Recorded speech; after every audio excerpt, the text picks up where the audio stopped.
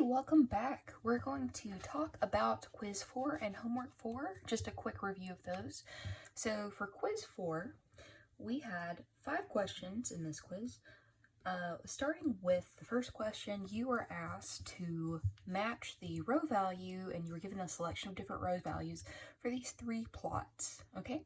So these first 2 plots had a very similar wiggle kind of, and we can see immediately that the first plot is expanding with respect to time, whereas the second plot is decaying. Now, this middle plot, out of the selections you were offered, would have been the optimal plot. So it looks very similar to the ones that we discussed before with respect to an optimal system response. So row in this case would have been 0, 7. Now, from here, you could back up and see, well, this one's expanding. We know the only time that we can have a canonical form that is expanding is a case where we have a row that's negative. So that would have given you the answer to part A. That would have been negative 0.7 for the value of row. Now, out of the selections that you were offered, you can see in the third plot that you had a very frequent wiggle. You had more ringing. That's the actual term for it, more ringing. And so this would compare directly with the cases where row was a small value. So everything out of the choices you were offered, the best one would have been the 0.1 value for row for part C. Okay, so that would have been negative 0.7, 0.7, and 0.1 for these 3 respective plots. Okay, so anytime we're expanding, we expect row to be negative if we're talking about the second order canonical form.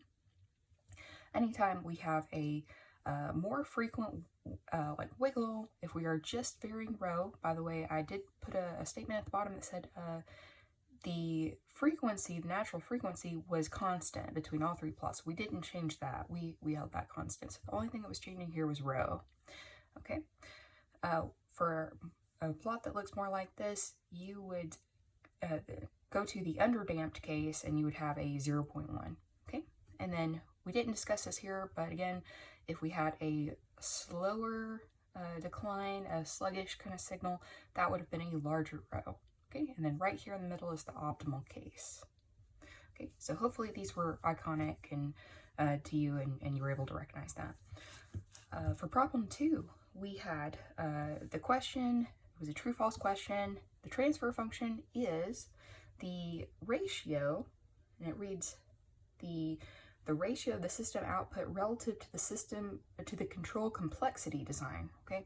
We never talked about something like this. If you wrote it out, it would have looked like this, output over control complexity.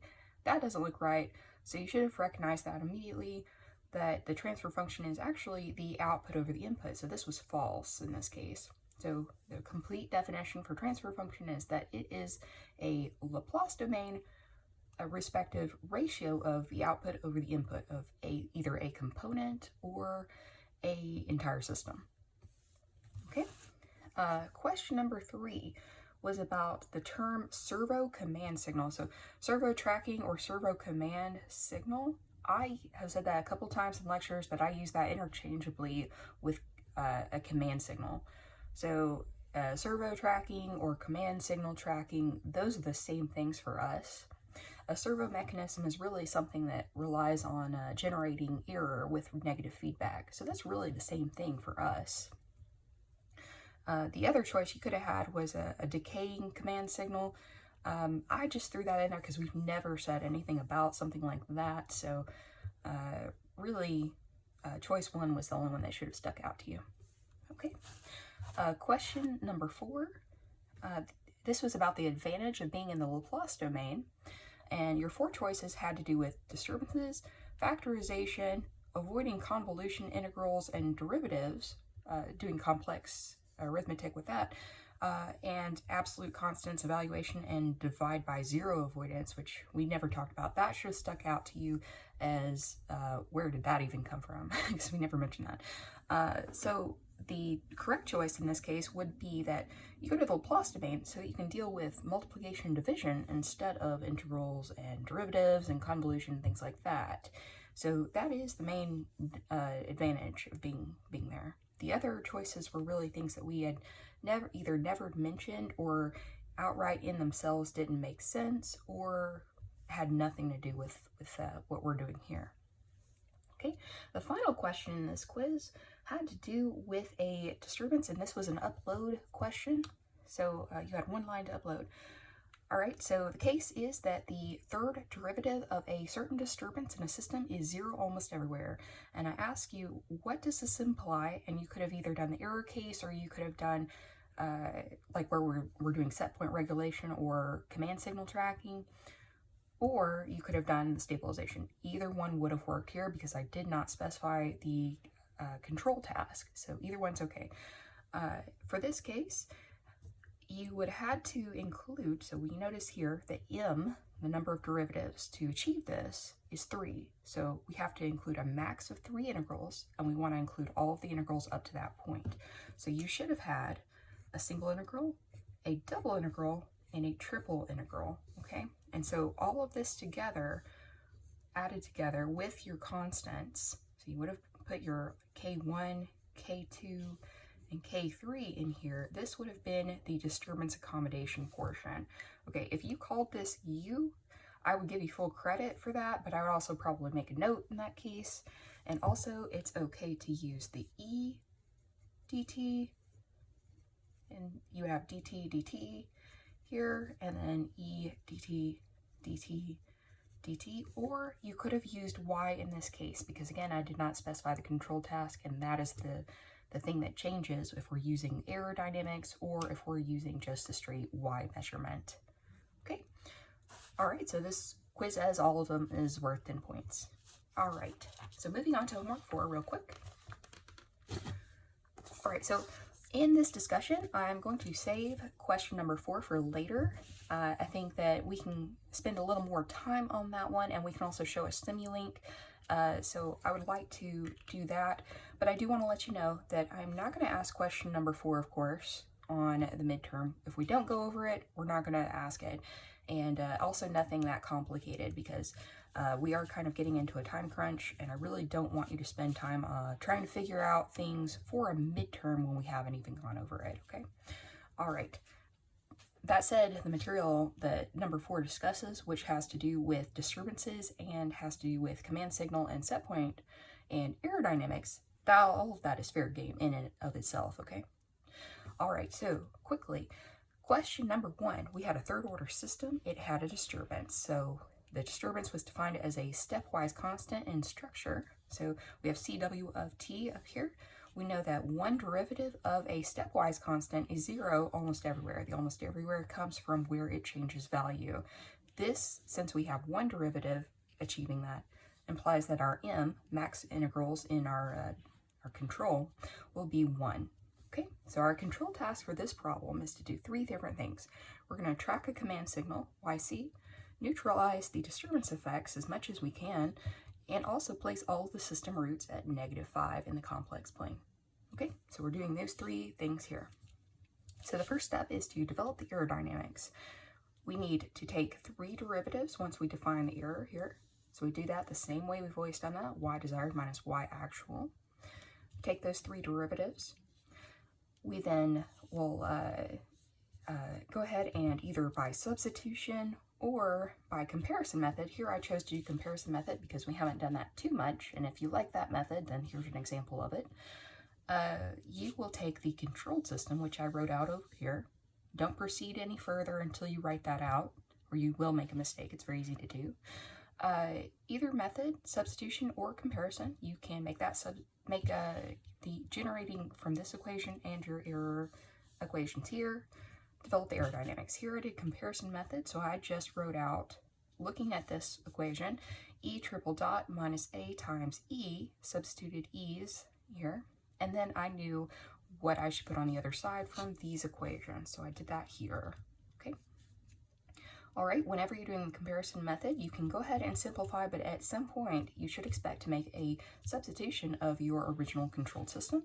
That happens in the 3rd line here. So once I factor out the -1, I could make this substitution, and so that results in the aerodynamics, which I've outlined right here. Okay, our next step is then to design the control, which we have 3 parts to. We're first going to have an error stabilization part, a disturbance combination part, and a command signal tracking part. Okay, this follows our normal procedure. Okay, on the second part of this, we will then take all of these portions for the stabilization part. We'll go ahead and define what we need. This follows our minimal order technique. We then have a single integral given to us by the fact that m equals 1 derivative needed of the disturbance to achieve 0 or 0 almost everywhere. So that gives us our UD portion. And then the command signal part of the control is just these leftover terms from the right-hand side over here of our aerodynamics. Okay, so we're going to cancel out these two terms. We always have the ability to measure YC because we're supplying YC and any of its derivatives. So these are easy, these are accessible. No arithmetic needed to get those. Okay, so we then combine these three parts. You notice that I still have the design gains in here, the K1, K2, K3, K4 up here. Okay, we substitute these into the aerodynamics equation.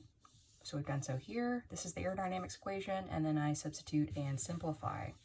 Okay, once we get this, we should have the disturbance still involved in the equation. I want to get rid of that because I need to solve with respect to an equal 0 or equal 0 everywhere.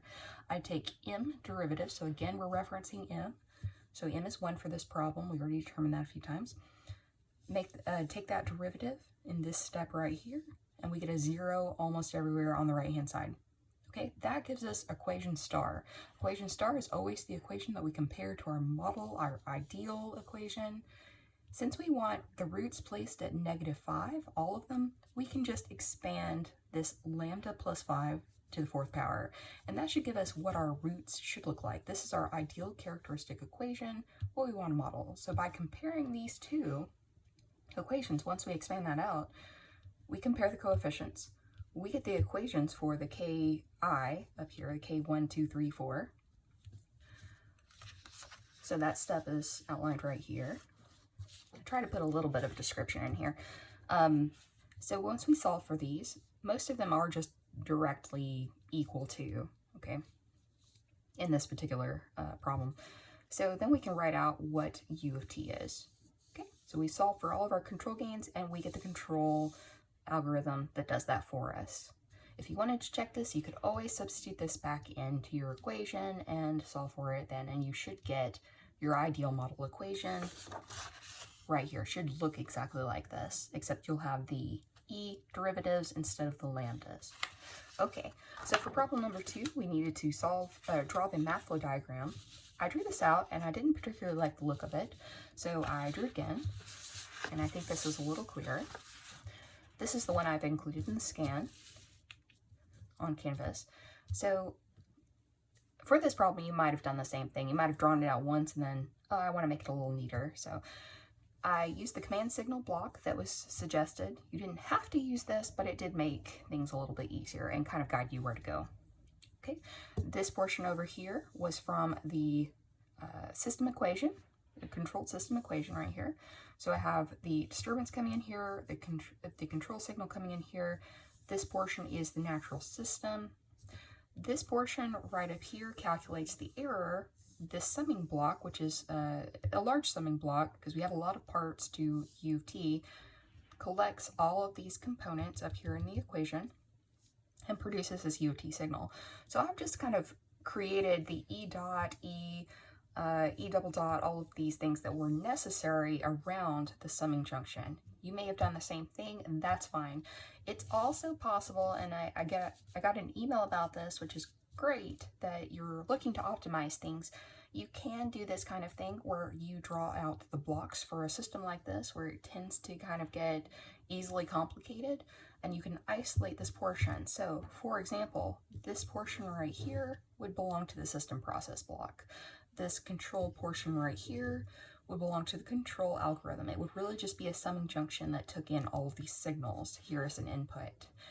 Error construction needs access to the YC block and the Y signals that come from your system process. And that is where you will develop all of these E dot, E double dot, all of these, and send them out as outputs from that block, okay? Could do something like that. That might help with your organization, but really just try your best to be neat and minimize jumps. You can see I still have a few jumps in here. I've done this a few times, and the best I could do was a single jump, but I feel like this fit on the page very nicely, so we'll go with this one. I think it's also very easy to see where everything is in this particular drawing. Okay, so problem number 3 we'll go into, and we'll save problem number 4 for later, so I cut that out of the PDF for now. So problem number 3, we have a problem with the same system from earlier, number 1. So it was a triple derivative minus ay. So if we just, let's see, get this out here.